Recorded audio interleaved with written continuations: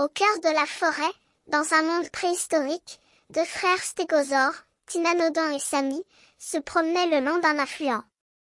Il était un jour chaud et ensoleillé, et les deux amis cherchaient à se rafraîchir. Tynanodon, le plus grand des deux, avait une queue impressionnante qui balançait derrière lui comme un étendard. Il portait également une série de plaques sur le dos, qui semblaient scintiller comme des joyaux dans la lumière du soleil. « Salut, petit gars. Je suis Tynanodon, et voici mon frère Samy, dit Tynanodon en souriant, son queue oscillant de gauche à droite. Maurice, un autre stégosaure, apparut soudainement sur la scène. Il avait une apparence sombre et un air intelligent. « Bonjour, salut Samy et Tynanodon. Je suis Maurice, et je suis ravi de vous rencontrer, dit-il avec élan. » Tynanodon se redressa, impressionné par la présence de Maurice. « Ah, bonjour Maurice. Je m'appelle Tynanodon, et je suis ravi de faire votre connaissance. Je vois que vous avez une belle collection de plaques sur le dos. » Maurice inclina la tête, flatté par l'accomplissement. « Oui, c'est vrai.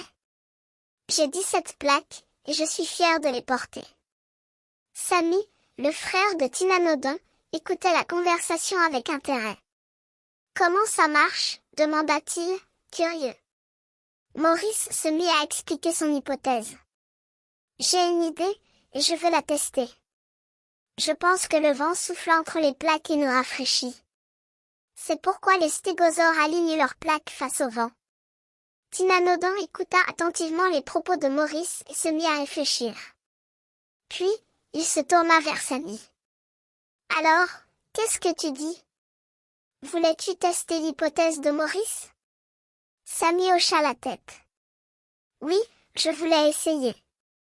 Je vais me tourner face au vent et voir si j'ai moins chaud. » Les deux frères se mirent à marcher vers un endroit où le vent était plus fort.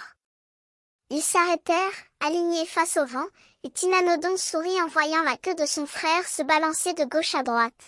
« Voilà, c'est comme ça que les stégosaures font pour se rafraîchir, » expliqua Maurice. « Le vent souffle entre les plaques et nous rafraîchit. » Mais, à la surprise de Tynanodon et Samy, ils ne sentirent pas de différence. Leur corps chaud et leur queue balançante ne semblaient pas être affectés par le vent. Maurice secoua la tête. « Je suis désolé, ami. Je pense que nos plaques ne fonctionnent pas comme les leurs. Nous devons rester à l'ombre et utiliser des ventailles pour nous rafraîchir. » Les trois stégosaures se regardèrent, un peu déçus mais pas dégoûtés. Ils comprenaient que la nature avait ses secrets, et qu'il fallait apprendre à s'adapter à elle. Et ainsi, les trois amis continuèrent leur promenade, dans la chaleur du jour, mais avec une nouvelle compréhension de la façon dont les stégosaures s'adapteraient à leur environnement.